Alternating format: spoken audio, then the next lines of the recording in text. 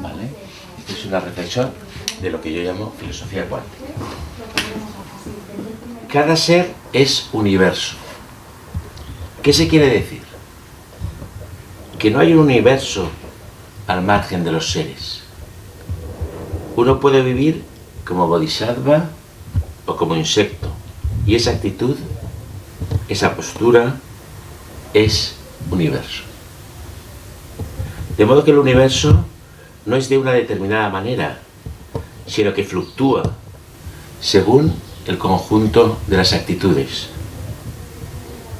de los papeles que asume cada ser.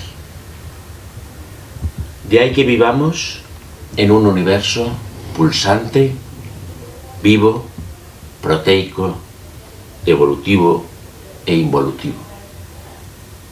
Las pequeñas variaciones fortuitas no son fortuitas, ni la competencia el motor evolutivo.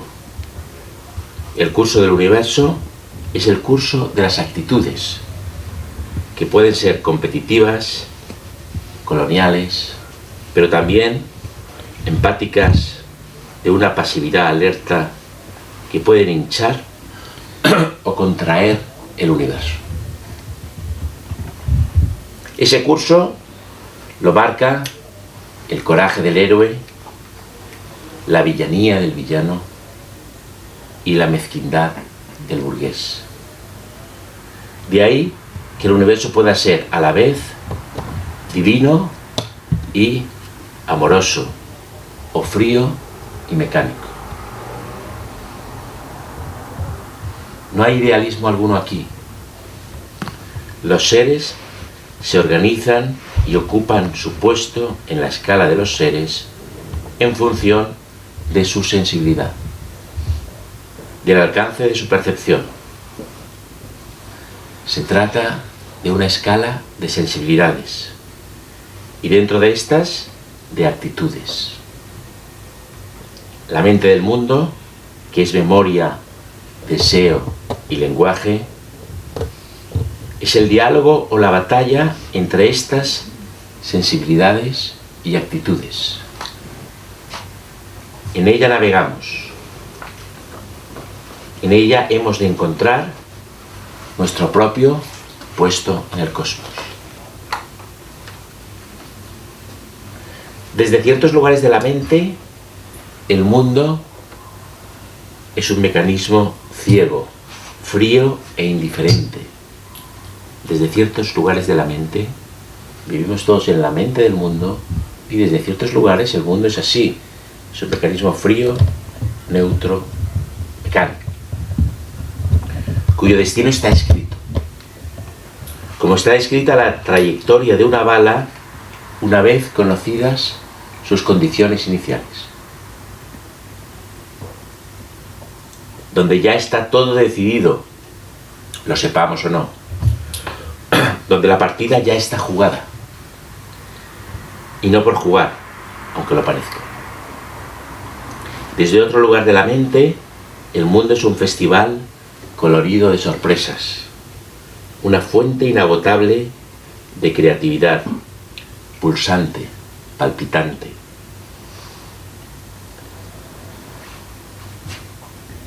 Sin aparente orden ni concierto, imprevisible y sorprendente.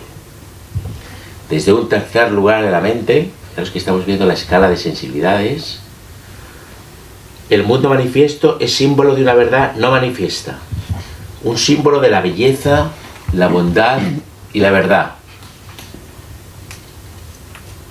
Como dirían los platónicos, que despliega sus bondades, el uno despliega sus bondades, bellezas y certezas para hacer guiños a los seres y que éstos encuentren el camino de vuelta al uno primordial.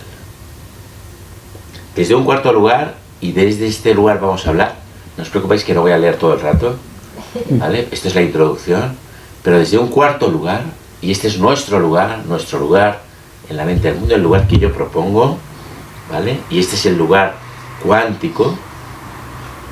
Esta es la sensibilidad que yo quiero ofrecer. La naturaleza divina del mundo no es lo eterno. y tampoco lo pasajero y fugaz. Es decir, lo divino, yo siempre hablo de lo divino, nunca hablo de Dios, pero lo divino no es el gran capitán, no es el señor de la barba, no es lo eterno e inmutable, tampoco es la naturaleza en transformación continua, sino que es el flujo amoroso que se da entre estos dos elementos, entre lo inmutable y lo mudable, entre lo eterno y lo pasajero. Ese flujo, eso es lo divino. Y de eso vamos a hablar, ¿vale? Ese flujo entre contemplación y naturaleza. Y por eso la teoría cuántica nos va a ayudar.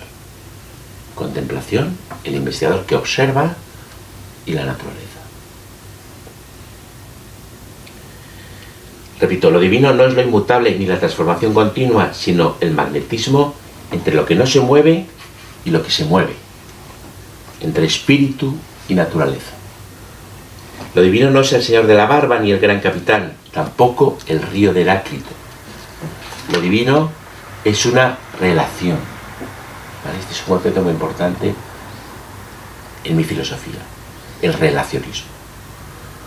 Pensar filosóficamente es relacionar cosas, poner en relación. Y si queremos que nuestra filosofía sea constructiva, que esa relación sea una relación positiva, constructiva, creativa, que no sea una relación por oposición, que sea una relación de verdad y, si es posible, una relación de amistad. El juego amoroso que se traen estos dos, ese es el cuarto lugar de la mente que me interesa y donde yo situaría, si la tuviera, mi filosofía.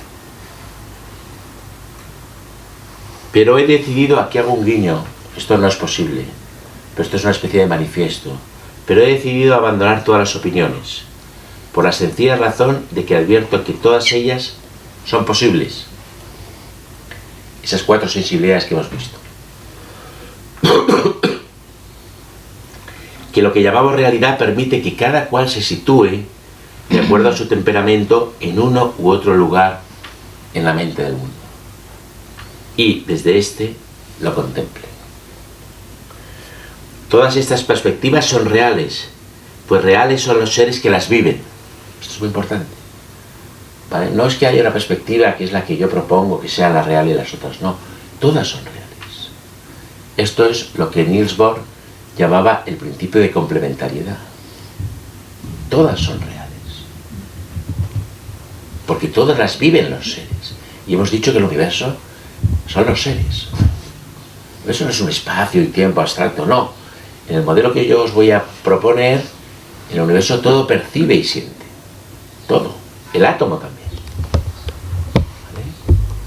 Entonces, todas estas perspectivas son reales. Pero nosotros, como seres humanos, como aspirantes a filósofos, como gente que busca, como gente que está en la investigación, en el conocimiento, tenemos que posicionarnos en esa escala de sensibilidades. Tenemos que elegir nuestro puesto. Eso es la vida. Elegir nuestro puesto. Ese puesto puede ser cuidar a los demás. Y no tiene por qué ser una posición filosófica. ¿Vale? Pero eso ya es una elección. Quiere decir, bueno, yo voy a cuidar a los demás. Tengo a estos hijos, voy a cuidarlos. Voy a sacarlos adelante. Eso ya es una posición. Entonces es muy importante entender que todas estas perspectivas son reales. Porque son reales los seres que las viven. Y la naturaleza es real. ¿Vale? Por eso no hay aquí ningún tipo de idealismo, ¿no? Esto en la India se da mucho, ¿no? La naturaleza es una ilusión, es un sueño.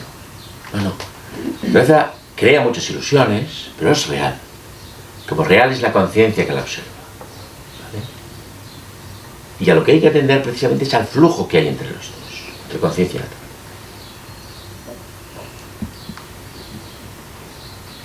El predominio de una perspectiva o de otra trazará el destino de cada cual.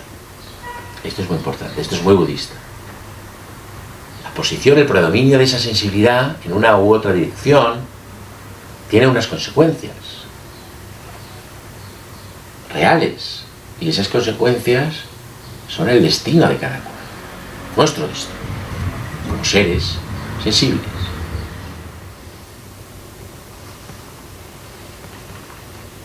A fin de cuentas, todo es cuestión de posicionarse, de ocupar un lugar y de ver cómo se ven las cosas desde allí.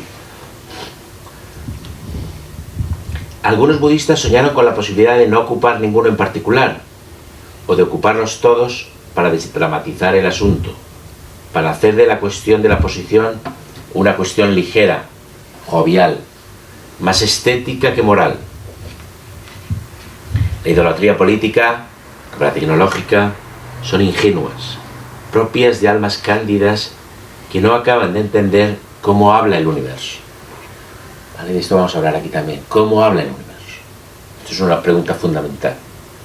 ¿Cómo habla el universo? ¿Por qué habla de una manera y no de otra?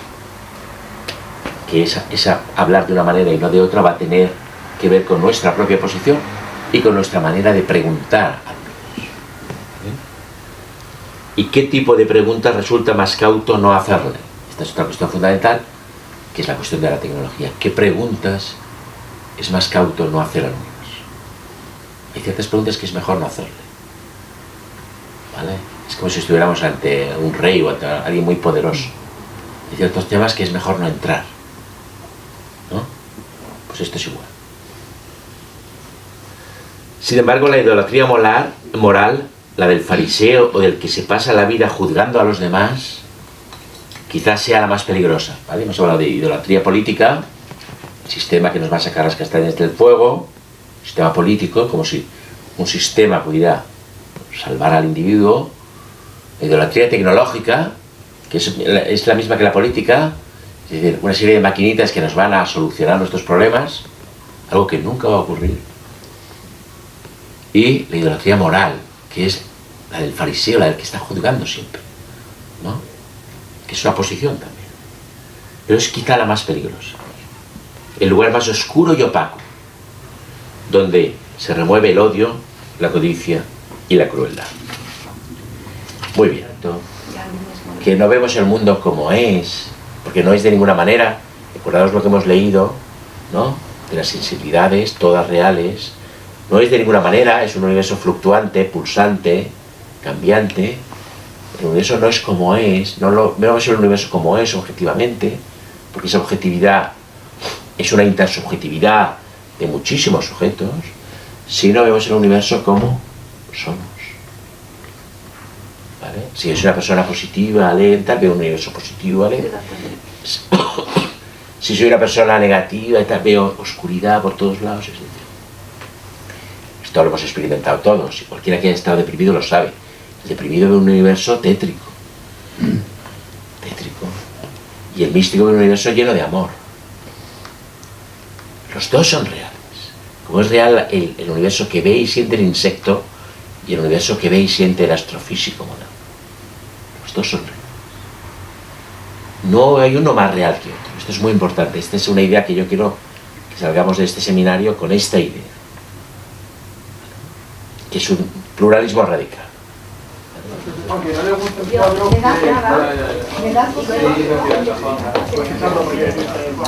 Empirismo radical. ¿Qué se quiere decir? Hoy empieza todo. Hagamos la prueba. Cerramos los ojos. En cuanto los abramos, empezará todo. Los abrimos. Vemos algunos colores, no cosas. Percibimos la profundidad de la sala. Es un efecto del hábito. De hecho, solo vemos colores. Escuchamos unas palabras. Alguien se dirige a nosotros. Las entendemos. Sentimos un ligero picor en la espalda. Recordamos un aroma de ayer. Nos preguntamos dónde comeremos hoy. Todos estos fenómenos se incluyen en una categoría general que llamo mente. No es mi mente, ni la del otro. Simplemente mente.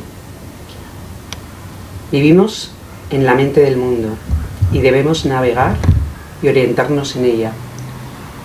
Eso es vida, orientación, navegación. Aunque pueda haber vidas, claro está, sin derrotero.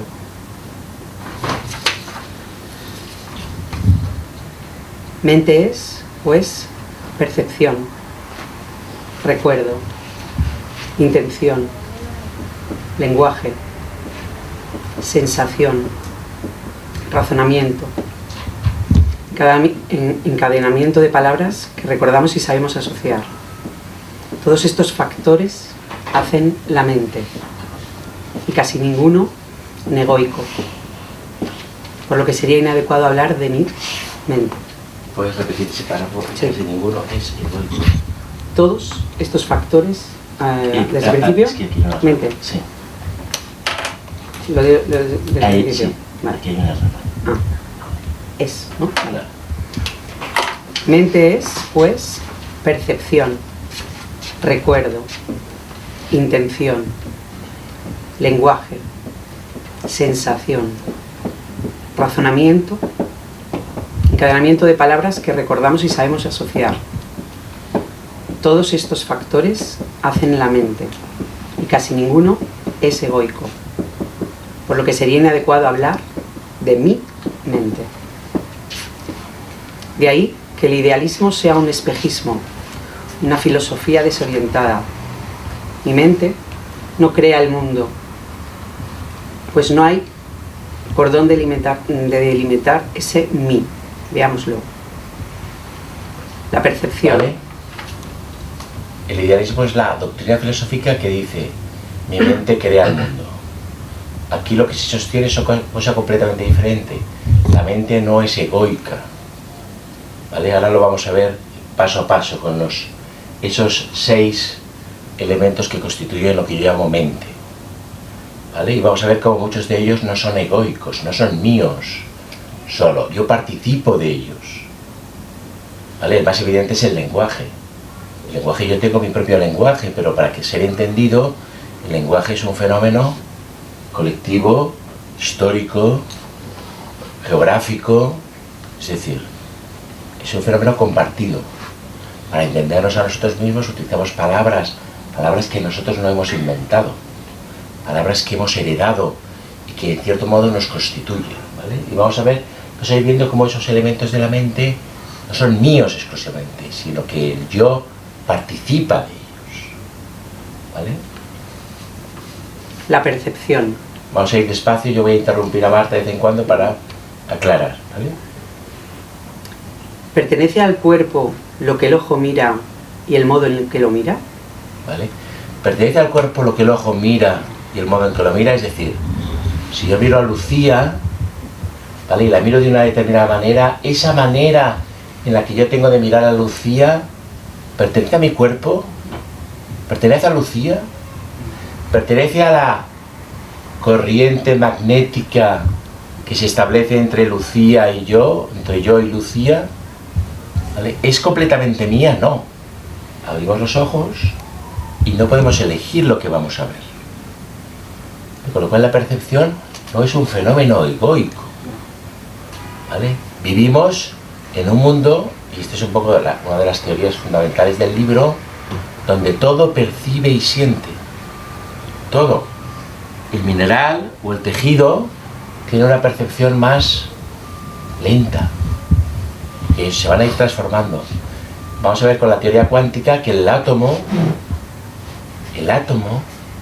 respira luz, se alimenta de luz, recibe luz, se excita y emite luz. Fijaros, se dice en física cuántica, se dice que el átomo está en estado excitado. Fijaros qué estado tan humano o tan vivo, ¿no? El átomo está excitado, parece una palabra erótica. Está excitado y luego vuelve a su estado fundamental emitiendo luz. Es decir, la materia respira luz. ¿Vale? La tesis del libro, insisto, es que todo percibe y siente a diferentes velocidades, con diferentes sensibilidades. El mineral también. La planta, por supuesto, el animal también, pero el mineral también percibe y siente. La célula también. El átomo también percibe y siente. El átomo es sensible a la radiación que hay a su alrededor y dialoga con esa radiación, ¿vale? Entonces la percepción es un fenómeno egoico, solo parcialmente, porque la percepción forma parte del mundo en el que todo es percepción, ¿vale? ¿Pertenece al cuerpo el aire que respira? No. Es decir, nosotros respiramos, somos seres que respiramos y que nos alimentamos, ¿vale? En las Upanishads, que son los textos sagrados de la India, filosóficos, se dice, llévame más allá del alimento, porque nosotros somos seres que comemos. El universo está hecho de seres que comen y seres que son comidos. Nosotros ahora somos comedores, pero llegará un momento en que seremos comidos. ¿Cuándo? Cuando muramos, seremos alimento. Tenemos esta cosa de encerrar los cadáveres en ataúdes para privarlos de ese ciclo de la alimentación. Sería mucho más sano dejarlos en la tierra, cubrirlos de tierra, para que alimentaran a otros seres, ¿vale? Entonces la Upanishad dice, el mundo de la naturaleza, ahora vamos a ver un poco el esquema que vamos a manejar, es el mundo de lo que come y de lo que es comido. Pero hay otro mundo, que es el de la conciencia, que dialoga con ese mundo de la naturaleza. Conciencia y naturaleza, vamos a estar todo el rato con esa corriente magnética que une conciencia y naturaleza, ¿vale? Pero con la respiración se puede decir lo mismo que con el alimento. La respiración muestra que no somos seres egoicos, que nuestro yo no es un yo cerrado, como lo hace la percepción, la alimentación y la respiración. Y otro factor fundamental, el deseo. Deseamos al otro, deseamos esto o lo otro, ¿vale? Estamos siempre, el deseo es lo que mueve la naturaleza, estamos siempre deseando cosas, ¿vale? Y esta sociedad en la que vivimos, mercantilista y consumista y hedonista y narcisista, consiste en promover ese deseo continuo, ¿vale? Entonces yo voy a proponer, que es una lectura que hago yo de la tradición budista, lo que se llama el deseo irónico. ¿Hay que renunciar al deseo? No, somos deseo, pero hay que desear irónicamente, es decir, desear algo pero verse a uno mismo desear y ser capaz incluso de reírse de los deseos propios, ¿vale? Yo me veo desear, yo deseo esto, y entonces tú te sales de ti mismo y te ves a ti mismo desear y dices que es ridículo, te distancias del deseo, ¿vale? Es lo que yo llamo el deseo irónico, ¿vale? Este es un concepto fundamental, ¿vale? Que encontraréis en el libro. La percepción, ya hemos visto que la percepción podemos decir que no es egoica, ¿vale? Ahora vamos con el recuerdo. La memoria. La memoria. De nuestro pasado, de lo que nos ha dicho que es el mundo, la memoria del cuerpo, de los sueños. Cuando la queremos entender, cuando la hacemos explícita, utilizamos palabras. Palabras de un lenguaje que no es nuestro, sino que hemos hecho nuestro. Palabras que no hemos inventado, palabras colectivas, históricas. Aunque desde la perspectiva del imperismo radical, la historia es solo un cuento que nos han contado y que nos hemos creído. Y que la mayoría de las cosas que creemos saber sobre... que hemos creído como la mayoría de las cosas que creemos saber sobre el mundo. El 90% de lo que sabemos sobre el mundo nos lo contaron en la escuela y nos lo creíamos. Vale, vamos a parar aquí. Ahora lo vamos a volver a leer. ¿Vale? El recuerdo, ¿vale?, está íntimamente relacionado con el lenguaje. Porque cuando recordamos algo, nos lo contamos a nosotros mismos, ¿vale? Yo estoy trabajando con un neurocientífico y nuestra hipótesis de trabajo es que los recuerdos no tienen un lugar en el cerebro. Sabéis que los neurocientíficos dicen, no, esta es la zona de los recuerdos, pues fuera una caja. Los recuerdos no tienen un lugar en el cerebro precisamente porque los recuerdos son inmateriales. No necesitan una caja material, ¿vale?, donde ubicarse. Y los recuerdos están íntimamente relacionados con el lenguaje. ¿Por qué? Porque los recuerdos es algo que si nosotros ahora recordamos un episodio de nuestra infancia, ¿vale? Yo voy a recordar un episodio de cuando estaba en el colegio, de un día nublado, cuando estaba en el... No era un patio, era una especie de gran extensión de tierra, porque era un colegio que estaba en las afueras de la ciudad. Y yo, si recuerdo eso, mi mente está creando el recuerdo en este momento. No es que esté almacenado, es que yo lo creo. Y lo creo a través de ciertas palabras, porque recuerdo las nubes grises, recuerdo la tierra marrón, recuerdo las piedras, recuerdo que no había plantas. Y lo estoy creando, ¿vale? Esto nos lleva a una cuestión de la que hablaremos luego, ¿vale? No me quiero salir. Estamos en el empirismo radical,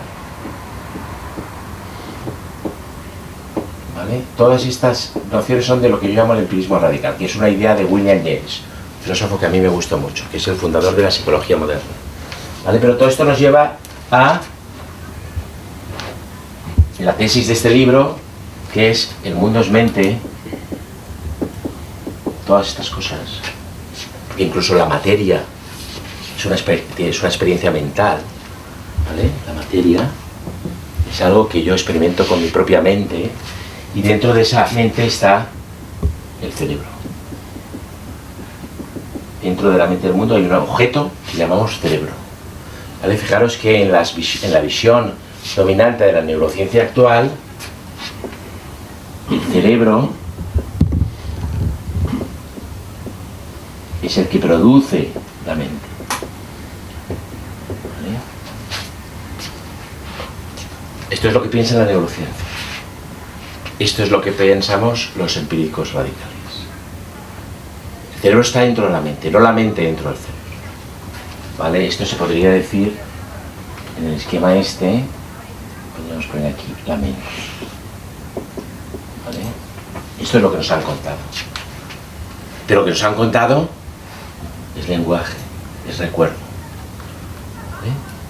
Nosotros vamos a sostener que el cerebro está dentro de la mente, no la mente dentro del cerebro.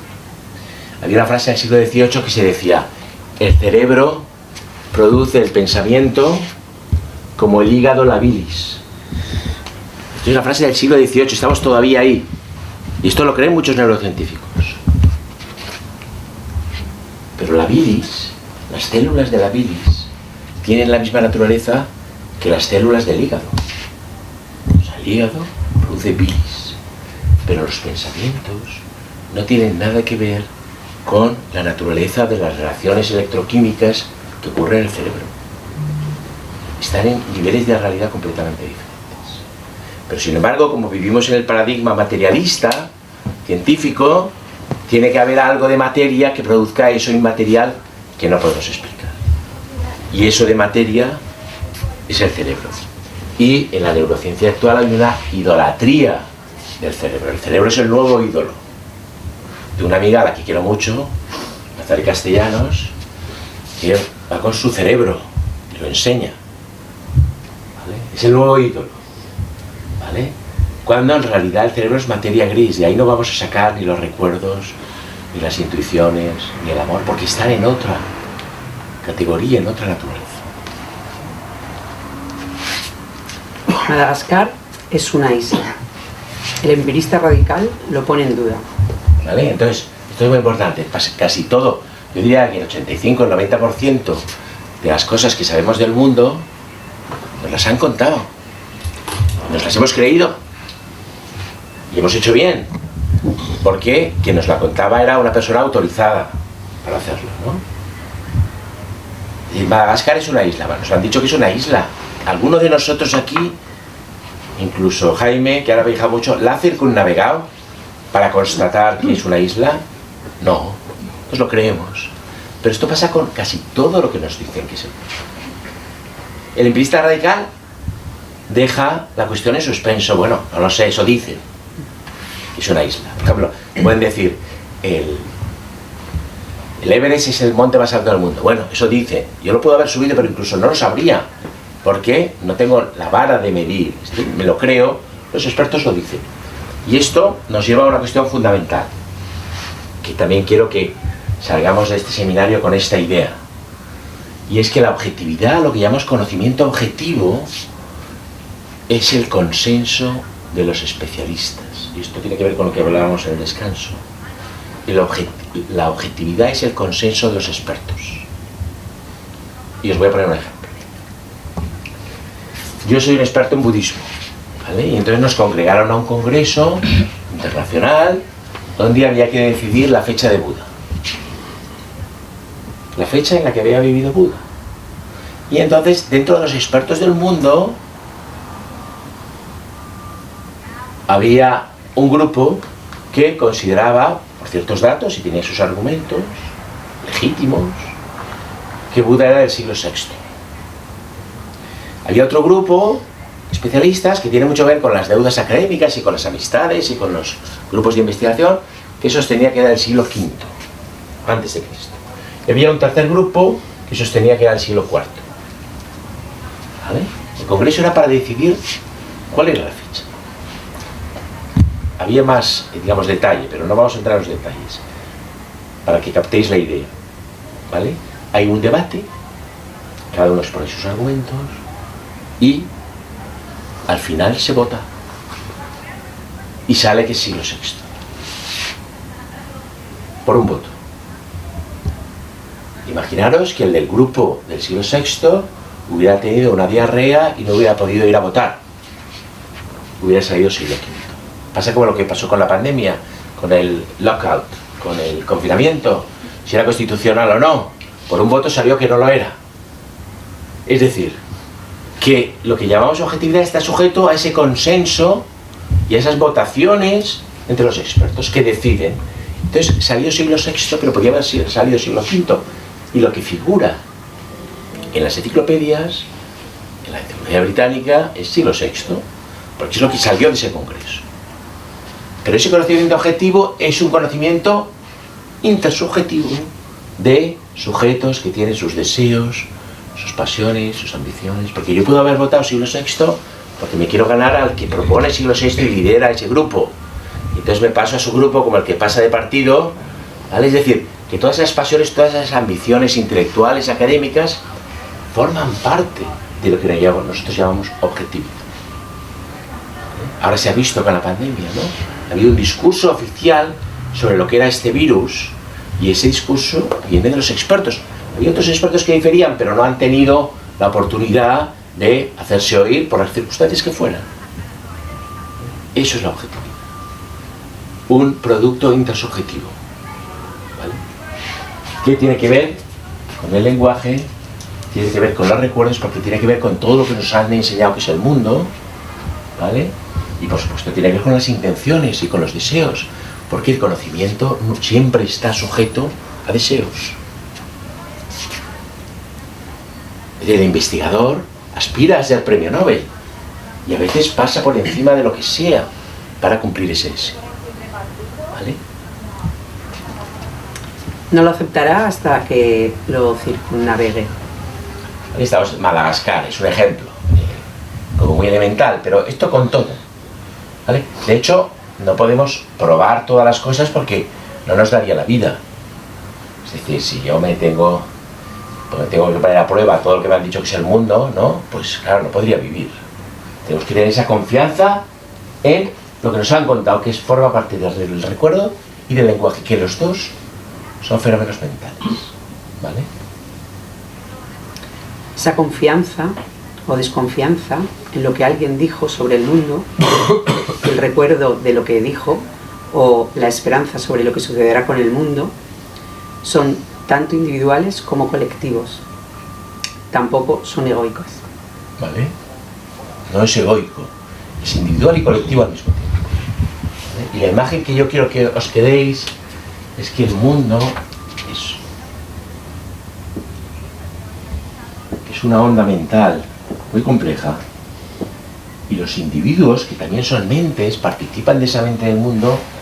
Imaginaos que esto es un río o un mar, ¿vale? Y los individuos son remolinos dentro de ese río mental, donde la experiencia mental hace que uno se refleje a sí mismo y se vea como sujeto, pero participan todos los seres, pero no solo los individuos, los insectos, los minerales, las plantas, todos son mentes dentro de esa gran mente del mundo, que es percepción, recuerdos, intenciones, lenguaje, sensación. Los seres, digamos, que nosotros llamamos inferiores, los insectos, eso habría que probarlo, supuestamente no tendrían lenguaje. Lo podemos aceptar, pero claramente tienen percepción, tienen intención, tienen deseo, aunque solo sea deseo de comer. Insisto, que no hay que circunscribir al cerebro. Creo que el cerebro es egoico, cada uno tiene el suyo. Y entonces aquí estamos en la lucha de egos y la lucha por el poder. Aquí no, aquí estamos en la mente del mundo. Y todos tenemos que navegar y orientarnos en la mente del mundo. ¿Vale? El libro precisamente habla de algunos consejos para orientarse en la mente del mundo y para posicionarse. Porque también hay que posicionarse. Esto también tiene un proyecto político. Es decir, hay una tendencia materialista, capitalista, narcisista, hedonista del mundo y nosotros tenemos que resistirnos a ella. ¿Cómo? Posicionándonos con otra forma de vida, con otra forma de entender la realidad. ¿Vale? ¿Qué es el alma? ¿Qué es el alma? El alma es todo esto. ¿Vale? Es percepción, es recuerdo, es intención, es lenguaje, es sensación. Ahora, lo que pasa es que antiguamente se llamaba alma. Hay un borrador. Antiguamente se llamaba alma. Bueno, esta imagen os habéis quedado con ella, ¿no? La puedo borrar. Digamos que los términos antiguos, y ahora vamos a hablar de mi cosmovisión y de los 4 aspectos fundamentales de la filosofía cuántica y cómo encajar en esa cosmovisión, lo que antes se llamaba alma, que es todo esto, ahora se llamaría mente, y lo que antes se llamaba espíritu, ahora se llamaría conciencia. Digamos en un lenguaje más moderno, ¿vale? Porque la conciencia es un tema de las neurociencias, es un tema de la filosofía, etc. Para la hora del espíritu, que era de lo que hablaban los curas, que ya digamos, tuvieron su periodo, pues ahora los lenguajes sabéis que se renuevan, ¿vale? Y ahora vamos a hablar de la diferencia entre mente y conciencia, que es un tema muy importante ¿vale? Vamos a acabar con mente, ¿vale? Deseamos en el presente, pero ese deseo viene de muy atrás, de la multitud de nuestros heterónimos. Queremos seguir de nuestros heterónimos, ¿no? Ahí sincronizado con lo que ha dicho Lucía. Somos una multitud cada uno, de personas, tenemos diferentes personalidades.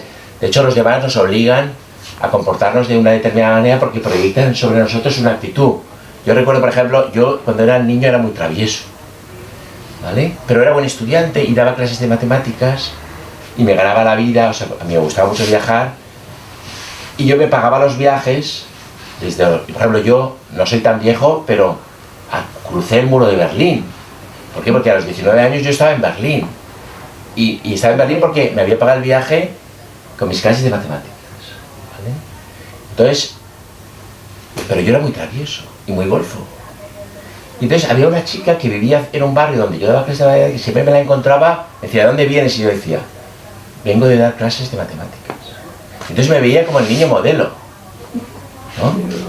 Y yo tendía, yo no percibía eso, que ella me veía como el niño modelo y yo tendía a asumir el papel que ella proyectaba sobre mí. Por no violentar la situación, muchas veces asumimos el papel que proyectan sobre nosotros. Y eso hace que, pues no es el mismo el padre, que el amigo, que el hijo, que el hermano, que el profesional. Vamos cambiando de máscara continuamente. Yo, ante mis hijos, aunque tiendo a ser yo mismo ahora, que es una educación un poco suicida, pero es lo que me sale hacerlo de corazón. Es decir, yo con mis hijos cuando quedo con un amigo, pues ahora hemos estado de viaje y ellos escuchan lo que yo hablo, ¿vale? Pero bueno, no digo que sea el mejor modelo, pero bueno, es el que hago yo, pero somos diferentes personas, ¿no? En función de con quién estamos. Si somos hijos, si somos padres, si estamos ante nuestro padre o ante nuestro hijo, si estamos ante nuestro jefe o ante nuestro discípulo, si estamos ante nuestro amante o ante nuestra mujer, vamos, ¿vale? Y es una realidad de la pluralidad de la psique humana, que además nos enriquece. A este respecto hay una frase que yo cito mucho de Horacio, que es porque, claro, tenemos tantos papeles y tantas máscaras, en algún momento dado podríamos pensar que somos impostores. ¿no? Entonces hay una frase de Horacio que a mí me gusta mucho citar que dice: quien no se ha sentido alguna vez en su vida un impostor, probablemente lo sea. Es decir, que es siempre guardia civil, o es siempre médico, o es siempre sacerdote, ese es el impostor. Porque ese es el que no reconoce esa cualidad, esa amplitud, esa cualidad multifacética de la mente humana. ¿Queremos seguir siendo fieles a aquel joven que fuimos? Ya, la sensación. Vale. Y ahora vamos con la sensación, ¿vale? Que es también mental. Ha dicho, la sensación se puede controlar con la respiración, ¿vale? Esto es una de las técnicas fundamentales del yoga, ¿vale? El yoga dice todo esto, ¿vale? El yoga lo que nos dice es que todo esto que es la mente se controla de dos maneras: con la respiración, ¿vale? Y con la palabra, con la oración. Es decir, la mente en la tradición india es un elefante salvaje, desbocado. Entonces hay que domarla. ¿Y cómo se doma la mente? Por ejemplo, la mente pasional, hay gente que es muy vehemente en sus deseos, se quiere comer el mundo. Pues esa gente, la enseñanza yógica budista diría: no, tú tienes que dominar tu mente. ¿Cómo? Con la respiración. De hecho, cuando tienes un accidente, que estás muy alterado, el médico, el sanitario te dice: respira, respira. O con la palabra, que es con la oración, con el mantra, dirían ellos. No es con la oración. La palabra hace que la mente la palabra repetida hace que la mente se aquiete, se serene, ¿no? Entonces todo esto se controla con palabras. La sensación es la memoria del cuerpo. Es la memoria de otro cuerpo. ¿Y la intuición? ¿La intuición es nuestra? Parece que sí. Y cuando tenemos un presentimiento, ¿de dónde viene? ¿Viene de una experiencia pasada? ¿De un déjà vu? ¿O de algo que experimentó aquel otro que fuimos? Claro. ¿De dónde viene el presentimiento? Que es una forma radical de la intuición. Vale, hay gente que tiene una intuición muy desarrollada. Entonces conoce a alguien, enseguida sabe, reconoce la naturaleza de ese otro. Hay gente que no. La gente que no tiene esa intuición se va dando de bofetadas con las personas continuamente porque proyecta una cosa que la otra persona no es. Pero el presentimiento, ¿de dónde viene? ¿Es propio? ¿Es egoico? ¿O forma parte de la mente del mundo? Es una especie de crispación, de momento intenso en esas ondas que hemos visto. Y ahora vamos a ver cómo yo distingo mente de conciencia, ¿vale? Pero sí, entonces claro, forma parte de la onda mental, es decir, lo que uno percibe, de la sensibilidad o de la antena que uno tiene. La idea de William James del cerebro, de Bergson, es que el cerebro no produce la mente. El cerebro es un filtro, es como una antena que recibe y que filtra, digamos, la naturaleza mental de la realidad para favorecer, ¿qué? La supervivencia del individuo. Esto lo decía Hasley: podemos conducir por una autopista llena de coches precisamente porque nuestro cerebro filtra. Si nosotros estuviéramos dentro de una experiencia psicodélica con LSD y cogemos un coche, nos estrellaríamos. ¿Por qué? Porque el cerebro se ha abierto a otras realidades y entonces ya no se centra. Nosotros nos podemos centrar en las cosas. Yo puedo estar aquí hablando con sentido, más o menos, gracias al cerebro, que está filtrando. Si yo tuviera la experiencia, digamos, omnisciente de todo lo que me rodea, no podría hablar. ¿De acuerdo? O sea, el cerebro tiene esa función de antena, no de producir el pensamiento, sino de captarlo. Vivimos, pues, en la mente del mundo. ¿Cómo habremos de navegar en ella? Vivimos en la mente del mundo, ¿cómo hemos de navegar? Entonces, vamos a ir cerrando, porque claro, dirás, bueno, ¿qué tiene que ver la cuántica con todo esto? Vamos a ir a aterrizarlo. La revolución cuántica es una revolución que ocurre dentro de la física. La física es una disciplina de conocimiento. Es muy importante entender que cada ciencia crea su objeto. El químico crea la molécula, el físico crea el átomo, ¿vale? El neurocientífico crea la neurona, es decir, cada ciencia es una espiral de conocimiento que utiliza un determinado lenguaje y que crea su objeto y trabaja con él, ¿vale? Esto es muy importante. No hay una única ciencia. Eso es, la ciencia ha demostrado no. Cuando alguien dice la ciencia ha demostrado X, esa es una afirmación precipitada. Es decir, hay una disciplina científica y dentro de esa disciplina un grupo de científicos que han mostrado esto. Y esa objetividad es el consenso de ese grupo, lo que hemos dicho, el consenso de los expertos, ¿vale? Pero la física es la ciencia que ha dominado la modernidad, hasta ahora, que va a entrar en la biotecnología. Y hasta ahora todas las ciencias han querido parecerse a la física. ¿Y por qué han querido parecerse a la física? Porque aquí la figura fundamental donde se inicia la edad moderna es Descartes. Descartes es un tipo que dice, la ciencia es una, lo cual es falso. Antes las ciencias eran muchas, pero la ciencia es una y la ciencia es matemática. Matemática. Por eso la psicología ha querido matematizarse, como la física. La física ha tenido mucho éxito y todas las ciencias han imitado, incluso la biología. ¿Vale? La biología del siglo XIX es ridícula porque quiere parecerse a la física. Y la biología habla de la vida. ¿Vale? Y la vida es contradictoria, muy poco matemática. La vida se desarrolla en una dirección, si no puede, gira y se desarrolla en otra. La vida puede ser deforme. La vida no es ideal. La vida es deseo, es percepción y es todo menos matemáticas. Pero la biología, ante ese empuje de la física, ha querido parecerse a la física y se ha matematizado. Entonces, la física se ha desarrollado tanto que llega un momento en que la física ha empezado a deconstruirse a sí misma. ¿Cómo se deconstruye a sí misma? Bueno, pues un proceso social e histórico que yo cuento en el libro este que sale este año, Materia que respira luz, que sería muy laborioso explicar. Pero las 4 consecuencias fundamentales de toda esa teoría, ¿vale?, de la física cuántica, se pueden resumir en 1, la más importante, complementariedad. Es el principio de complementariedad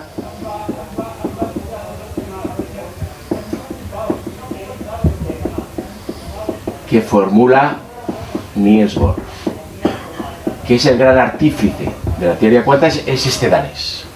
Este es el gran artífice. Porque la teoría cuántica, ¿os acordáis que hemos dicho que el conocimiento objetivo es el consenso de los expertos? Pues el que logra ese consenso es Niels Bohr. A pesar de la oposición de 2 mentes muy brillantes, que son Albert Einstein y Erwin Schrödinger. Erwin Schrödinger es el que formula la función de ondas, que es fundamental en la teoría cuántica, y Einstein todo el mundo sabe quién es. Los grandes enemigos de la teoría cuántica son Einstein y Schrödinger.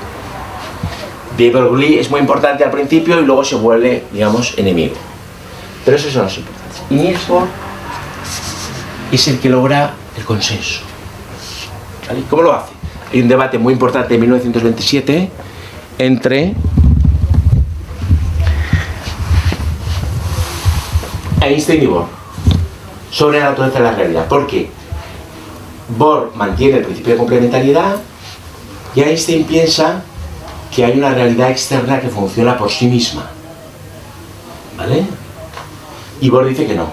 Bohr dice que esa realidad externa que funciona por sí misma no tiene sentido plantearla si no introducimos al observador, al sujeto. Entonces, pensar que hay una realidad ahí fuera objetiva es falso. Siempre hay sujetos. No puedes sacar al sujeto de la ecuación. Siempre hay alguien que observa. Y esto se conecta con lo que hemos dicho antes de las sensibilidades y de los seres. Es decir, todos los seres están dentro del mundo y hacen mundo. El insecto, el físico, el biólogo, el sacerdote, el chamán, la bruja, todos son reales. Y cualquier teoría del mundo tiene que incluirlos. No hay un mundo ahí fuera, mecánico, que funcione por sí mismo. Porque esto sería un contrasentido, porque Bohr le dice, bueno, ¿cómo sabes que existe ese mundo si no lo observas? Si sacas la percepción, si sacas la observación, ¿vale? Entonces Bohr, ¿qué va a decir? Que las diferentes visiones del mundo no son opuestas, ni tienen una jerarquía. Hay una jerarquía histórica y política, es decir, ahora vale más un científico que hace biotecnología que una chamana. ¿vale? La sociedad lo respeta más en esta sociedad. Igual nos vamos a los Zacatecas de México y no. Pero Bohr dirá, no, entonces la visión de la chamana y la visión del biotecnológico son complementarias. ¿Vale? Porque las dos incluyen al sujeto. No es una verdad y la otra mentira. Son complementarias. Este es el principio fundamental de la teoría cuántica. Nuestro posicionamiento, nuestro puesto en el cosmos, nuestra forma de entender la realidad va a condicionar el resultado, la respuesta que nos da la naturaleza. Y entonces Bohr dice una cosa muy importante. Dice, nosotros podemos matematizar la naturaleza. Y la naturaleza siempre nos va a responder en el idioma en el que nosotros preguntamos. Es un poco como en el inglés, con los verbos auxiliares del inglés. Do you have? I have it. ¿No? Es decir, si nosotros preguntamos matemáticamente a la naturaleza nos responde matemáticamente. Si nosotros preguntamos poéticamente a la naturaleza nos responde poéticamente. Si nosotros preguntamos artísticamente a la naturaleza nos responde artísticamente. La naturaleza tiene la cortesía de hablar el lenguaje con el que nosotros nos dirigimos a ella. Esto es el principio de fundamentalidad. Nosotros, como civilización y como cultura, hemos decidido matematizar la naturaleza. Es lo que Skoldemowski llama el yoga de la objetividad o el predominio de lo cuantitativo, de lo que se puede cuantificar, de lo que se puede medir. Pero es una opción, como otra. La pregunta es hacia dónde nos lleva, y ahí entroncaríamos con el problema de la tecnología y los problemas de una civilización tecnológica, ¿no? El segundo principio importante es el famoso principio de indeterminación.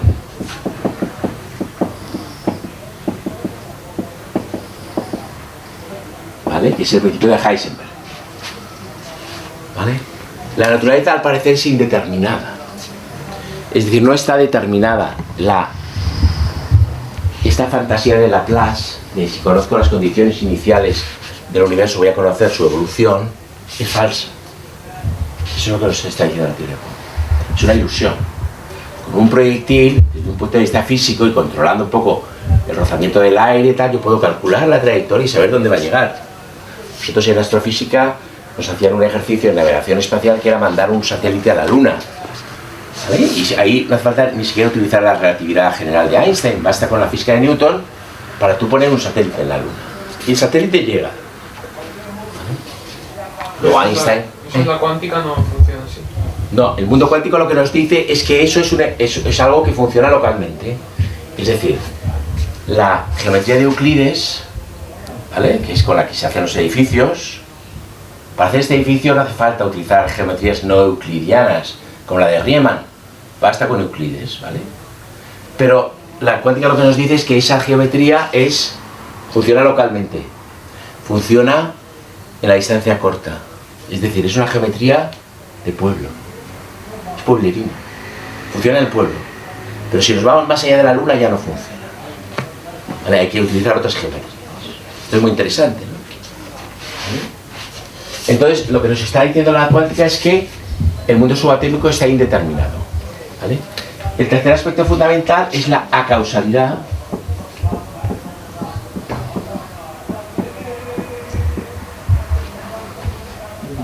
Y el cuarto es la no localidad. ¿Qué es la causalidad? Que al parecer toda la materia es radioactiva. Sabéis que esta clasificación, los que hayáis estudiado física lo sabréis, entre materia estable y materia radioactiva. Pues no, lo que nos está diciendo aquí es que toda la materia es radioactiva. ¿Qué quiere decir? Que cuando un átomo se excita y emite un fotón, no sabemos en el momento en el que va a producirse esa emisión del fotón. Ni tampoco sabemos por qué se produce. ¿Vale? El argumento fundamental es que porque la materia tiende a recuperar su estado fundamental, pero el átomo se excita y el átomo, o sea, tú excitas un átomo mediante la luz y el átomo emite luz. Pero por qué la emite y cuándo la emite no lo podemos saber. ¿Vale? Es una forma de acausalidad. No sabemos las causas. ¿Vale? Y la otra fundamental es la no localidad, que es lo que se llama la paradoja Einstein-Podolsky-Rosen. Y es que si dos partículas han estado en contacto, ese contacto, aunque esas partículas se alejen y sea imposible que haya una señal entre las dos, ese contacto tiene una memoria, perdura. Y si yo detecto esta partícula, una característica, un spin, por ejemplo, X, pues sé inmediatamente la característica de spin que tendrá la otra partícula. Y es imposible que haya comunicación entre ellas. Con lo cual, se están comunicando en un espacio no local. ¿Vale? Y esta es una idea fundamental de la cuántica, la no localidad, ¿vale? Que tiene que ver con la no localidad de la conciencia, porque la conciencia es no local. ¿De acuerdo? ¿Qué significa eso, que la conciencia no está local? Vale, ahora vamos a eso. ¿Vale? Pues que la conciencia no está sometida a las restricciones del espacio y del tiempo. No es espacio temporal. No tiene, por eso, desde la perspectiva de esta filosofía, no tiene sentido decir que la conciencia está en el cerebro. No, la conciencia no está en ningún lugar, porque ni es espacial ni es temporal. Nuestro cerebro la capta, nuestra mente la capta y conecta con la conciencia, y gracias a eso somos conscientes de las cosas y de nosotros mismos, pero porque la captamos, la absorbemos. No es algo que produzca nuestro cerebro, sino es algo que nuestro cerebro recibe, ¿vale? Y gracias a eso somos seres conscientes. Entonces, todo este engranaje de cosas y todas estas características de lo que yo llamo la filosofía cuántica, que es una manera un poco exagerada de hablar, porque no es una filosofía que tenga su escuela y que esté desarrollada, tienen que ver con, yo las conecto con una cosmología de la India antigua que se llama la cosmología Samkhya.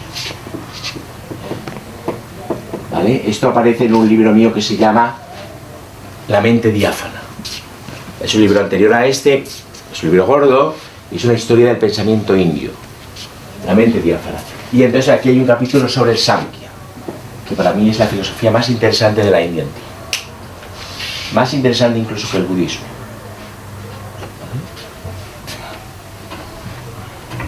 Y entonces esta filosofía nos dice, y ya voy a ir cerrando,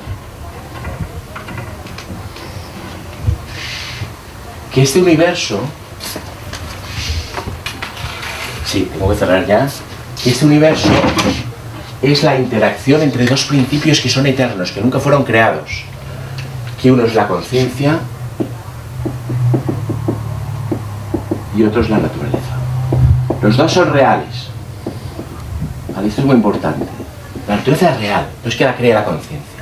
La conciencia también es real, pero la conciencia es inmaterial.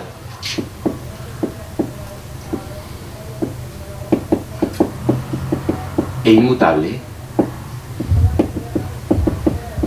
y la naturaleza es pura mutación. ¿Vale? La naturaleza nada se está quieto. La naturaleza es puro cambio. ¿Vale? Y de esa relación, que es una relación original, es decir, que ocurre en el origen del universo, la primera emanación de esa relación erótica, magnética entre conciencia y naturaleza, ¿vale? Esto en sánscrito se llama Purusha. Es una inteligencia cósmica, no individual, porque todavía no hay egos en el mundo. Todavía no hay egos. Y de esa inteligencia emana un sentido del yo, que en sánscrito se llama Ahamkara.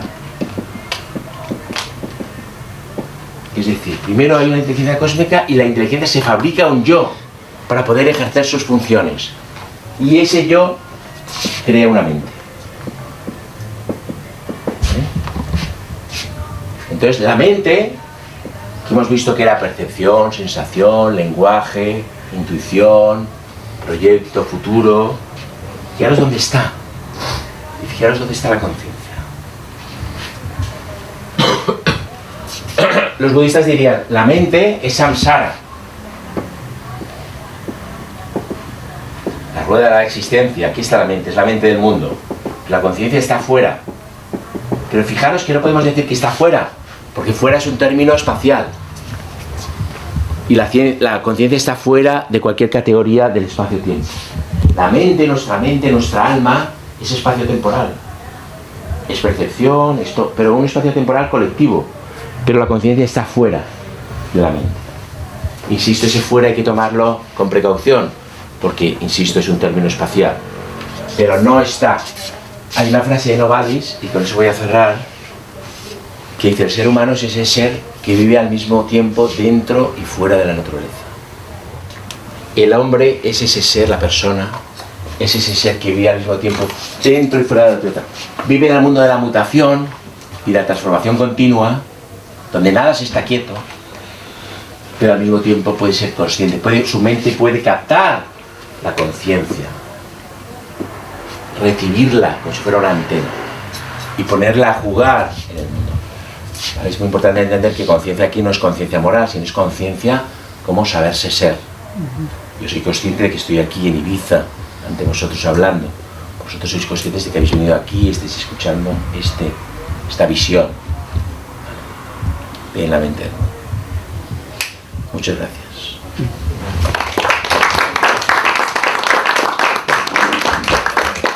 Tal y como yo lo veo, Este es un sistema, digamos, no teísta. No, ¿vale? Es decir, no es ateo porque el ateísmo no ha surgido en la India nunca como corriente, pero digamos que prescinde de la idea de Dios. Lo divino, que es lo que yo llamo lo divino, sería precisamente esta intersección entre conciencia y naturaleza.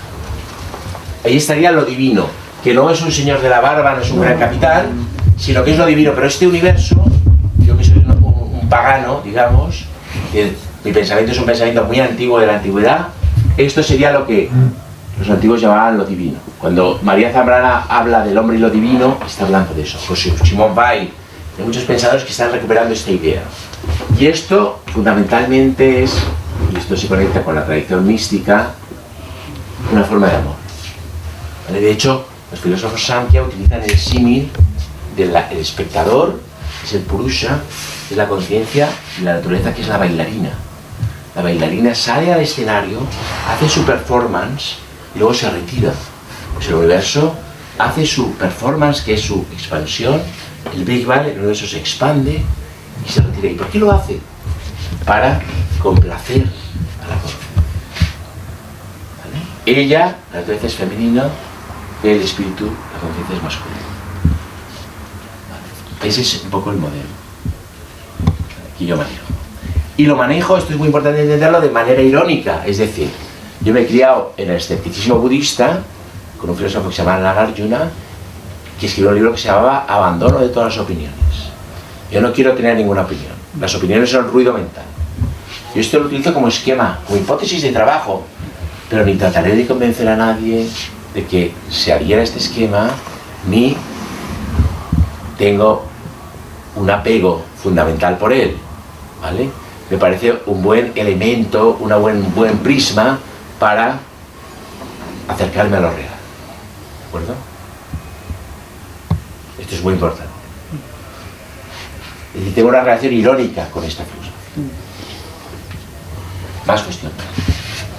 Entonces, uno de tus objetivos, o sea, para ver si lo he entendido bien, o sea, uno de tus objetivos es comparar la parte de la cuántica, la complementariedad, la indeterminación, la casualidad, etcétera, con este esquema de la conciencia. Claro, digamos que yo aprovecho esas 4 consecuencias fundamentales de la teoría cuántica: la causalidad, no localidad, complementariedad e indeterminación, y las incorporo a esta visión.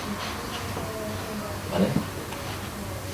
Y esto es lo que, digamos, desarrollo en este libro que va a salir este año, que se llama Materia que respira luz. Pero con la idea de mostrar que lo más importante, tú no puedes tener ninguna idea de lo real sacando al observador. Esta es la idea fundamental de la teoría. Nosotros sacamos al observador, Newton sacó al observador. Y ahí empezó el mecanicismo. Es decir, el mundo funciona como un mecanismo, no hay observadores. Eso facilitó, esto lo dijo muy bien Schrödinger, decía: si tú incluyes al observador, las ecuaciones se complican. De hecho, la teoría cuántica es una teoría muy compleja matemáticamente. En cambio, si lo sacas, si consideras que no hay observador, pues la mecánica es relativamente sencilla. ¿Vale? Relativamente. Hay una mecánica teórica que es difícil, pero relativamente sencilla. Y entonces la teoría cuántica lo que nos dice es: no puedes sacar al observador. No lo puedes sacar de la conciencia. Va a estar siempre ahí. ¿Qué quiere decir eso en el esquema que hemos visto? No puedes prescindir de la conciencia. No puedes limitarte a prakriti, a la naturaleza. La conciencia siempre está en juego. Siempre va a estar ahí. Pero la La conciencia es captada por una mente, que por supuesto es material, ¿vale? Y es naturaleza. Pero tiene esa capacidad de captar la conciencia. Pero la conciencia es el ser. No, el ser es todo. No puedes entender el ser sin naturaleza y sin conciencia. El problema de nuestro mundo moderno es que entiende el ser sin conciencia. O con una conciencia prescindible. Digamos, la visión moderna es que la conciencia es un epifenómeno del cerebro. ¿Sabéis lo que es un epifenómeno? No. Algo intrascendente que podía no haber ocurrido. Es decir, la idea, digamos, moderna de la ciencia es que el universo empieza con un Big Bang, evoluciona, se expande, se enfría y el carbono, que es la materia orgánica de la que está hecha la vida, empieza a cocinarse en los interiores estelares, en el interior de las estrellas. Esas estrellas tienen su ciclo por la secuencia principal, mueren, estallan y ese carbono sale al universo, cae en un planeta que tiene las condiciones adecuadas y ahí entra Darwin, y entra la teoría de la evolución. La evolución concluye con el hombre y el hombre tiene un cerebro y el cerebro es lo más complejo que conocemos del universo. Y el cerebro no solo produce la mente, en ese modelo dominante hoy, sino que produce un tufillo, que es la conciencia. La conciencia no es el fundamento del universo, como en este modelo, es el modelo indio, sino que es un invitado, yo siempre digo, es un invitado tardío, inesperado e incluso indeseable, porque es difícil de explicar, en la fiesta de la evolución. Es decir, es algo prescindible. Podía no haber ocurrido. ¿Qué es la diferencia? El mundo moderno y el mundo antiguo, que dice, no, la conciencia es el fundamento del universo. Está en el origen. En esa teoría parece que está todo incluido, pero el observador, que es el fundamento, se le pueden escapar cosas, porque el observador observa y habrá cosas posiblemente que no pueda observar. Por supuesto. Entonces, el observador es mente y conciencia. El filósofo Santiago dice, cuando somos conscientes de algo, nosotros nos estamos remontando al origen del universo. De hecho, parece que yo soy el que ve, Juan os ve a vosotros, pero en realidad es el Purusha, el que está viendo, a través de mis ojos. Hay una frase de Tagore que a mí me gusta, que habla de Dios y dice, tú que eres invisible, pero que estás en la pupila de cada ojo. En la pupila de cada ojo. Es decir, Dios ya no está ahí fuera, el Señor de la barba, que trascendente, fuera del mundo, no. Es la pupila de cada ojo. Y esto se conecta precisamente con esa idea de las sensibilidades y de la realidad del insecto, la realidad del mineral, la realidad del ser humano. El observador no crea la realidad. Pero sin el observador, claro, sin el observador, cualquier mapa del mundo es un mapa reduccionista, es un mapa incompleto y es un mapa, yo diría que tétrico. Es una visión torticera, es una palabra que me gusta que se usaba antes. Es una visión torticera de la realidad que responde a una serie de intereses que tienen que ver con los deseos y las pasiones humanas. Yo he cambiado un pelín o te añado, teniendo en cuenta que eres astrofísico y con este planteamiento, a mí me encantaría si pudieras hablar un poco dónde entra la luz y también la gravedad desde el punto de vista cuántico. Claro. Vamos a ver, la luz tiene esta cosa ambivalente, ¿no? Porque la luz es naturaleza, claramente, pero claro, por ejemplo, yo creo, esto me sabe mal decirlo si se graba, que la teoría de la relatividad general es falsa, porque la teoría relativista aquí no es relativista en realidad. Es decir, aquí teníamos a Newton, que tenía un eje espacio y tiempo fijo, gracias a eso podemos explicar el movimiento, pero a este hace lo mismo con la velocidad de la luz, que es un absoluto, ¿vale? Y la velocidad, como sabéis, es espacio partido por tiempo, es decir, está reproduciendo el modelo newtoniano porque quiere esa objetividad, ¿vale? Pero la luz tiene esa ambivalencia porque la conciencia siempre se ha asociado con la luz. Ahora bien, el material. Claro, ahora bien, el fundamento de la realidad según este modelo según el modelo védico, no sería tanto la luz como el sonido. ¿Vale? La sílaba Om, la vibración original. De hecho, el Big Bang es una vibración y un estallido, es un gran petardo. Entonces, en la India, yo siempre digo que el fundamento de la realidad en la India es el sonido, y en Occidente, con Platón y con la filosofía griega, es la luz. Pero desde la perspectiva india, el sonido es previo a la luz, es decir, ontológicamente superior a la luz, porque esa vibración produce la luz. ¿Vale? Hemos visto que, bueno, se ve que la teoría cuántica de la luz tiene esa cualidad ambivalente, que se puede manifestar como corpúsculo o como onda. ¿Y cómo se manifiesta? ¿Por qué se manifiesta como corpúsculo y como onda? Por la intervención humana. Por cómo yo le pregunto a la luz. Si yo le pregunto, y esto tiene que ver con la complementariedad, si yo le pregunto con un contador Geiger, la luz es un corpúsculo. Pero si le pregunto con una red de interferencia, la luz es una onda. Tiene en función de cómo sea mi pregunta, la luz me va a responder diciendo sí, soy un corpúsculo. Luz, ¿eres un corpúsculo? Sí, lo soy. Luz, ¿eres una onda? Sí, lo soy. En función de cómo formule mi pregunta, esa formulación es el instrumento de medida, que a su vez se basa en una teoría. Los instrumentos de medida se hacen en función de una teoría. Tienes una hipótesis de trabajo, tú a partir de ahí construyes tu instrumento y preguntas. No es una objetividad que habla por sí misma, ¿no? Es una pregunta a través de un instrumento y de una teoría. ¿Y la gravedad? Y la gravedad entraría dentro de la gravedad newtoniana. La gravedad cuántica no se sabe muy bien lo que es. No lo saben ni ellos, ¿no? Y la gravedad newtoniana entraría claramente en Prakriti, sería naturaleza. Es la estructura. De hecho, Newton se acercó un poco a esta idea porque Newton llamaba a la gravedad el sensorio de Dios. Y la sensibilidad divina era la gravedad. Es una idea muy fascinante, que luego los físicos han descartado como teológica, etcétera, porque no les encaja. Una cosa muy interesante de Newton, y es que Newton no era newtoniano. ¿Qué quiere decir esto? Que el newtonianismo, que es un mecanicismo sofisticado, no era la visión de Newton de la realidad. O sea, lo que ha llegado de Newton en las escuelas, los que estudian los chavales en secundaria de física, eso no era la visión de Newton. Newton hizo eso como parte, era un genio, pero Newton era un alquimista que pensaba que todo estaba lleno de vida. De hecho, tenía un laboratorio alquímico en secreto en Cambridge. Cambridge entonces era una universidad controlada por clérigos, y esto no era muy bien visto, porque era una vuelta al paganismo, pero Newton era un alquimista. Y Newton se mete en la mecánica y hace los principios de matemática, que es probablemente el libro más importante de física de la era moderna, porque llega Halley y lo saca de sus asuntos, y Halley le combina a que desarrolle, ¿no? Pero el Newton que se enseña en las escuelas es el Newton que Newton diría, bueno, esto no es lo que yo creo que es. Una de esas paradojas del conocimiento.